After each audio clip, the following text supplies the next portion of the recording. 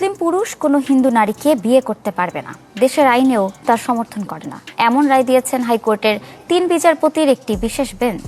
High court তার রায়ের পর্যবেক্ষণে বলেছেন, যে ঘটনার প্রেক্ষিতে এ রায় দেয়া হলো তারা ঘোষণা দিয়ে তাদের ধর্ম বহাল রেখে এবার দেশের আদালত ঘোষণা করল কোনো মুসলিম পুরুষ কোনো হিন্দু মেয়েকে বিয়ে করতে পারবে না। আর এর মধ্য দিয়ে সাকিব খান এবং অপবিশ্বাসের বিয়ে নাকি অবৈধ হয়ে গেল। মুসলিম পুরুষ এবং মুসলিম নারী উভয়, অর্থাৎ মুসলিমরা এই আইন অনুযায়ী এক্সক্লুডেড হয়েছে। অন্যদিকে বুবলি এবং তার কন্যা সন্তানের হাসপাতালের ছবি কে বা কারা যেন প্রকাশ করে দিয়েছে। এর মধ্যে দিয়ে ব্যাপক চটেছেন সাকিব খান।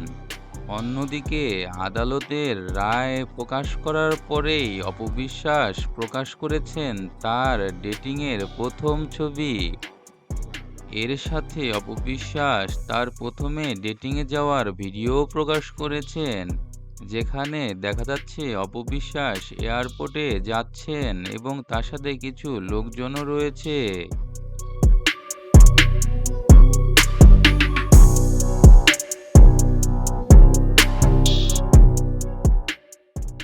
যদিও খবরটি এখনো কেউ নিশ্চিত করতে পারেনি। তো সেহেতু এই বিয়ে বৈধ কোনো বিবাহ না। ভিডিওটি লাইক দিন, সাবস্ক্রাইব করুন এবং অবশ্যই কমেন্টস বক্সে আপনার মতামত জানাবেন।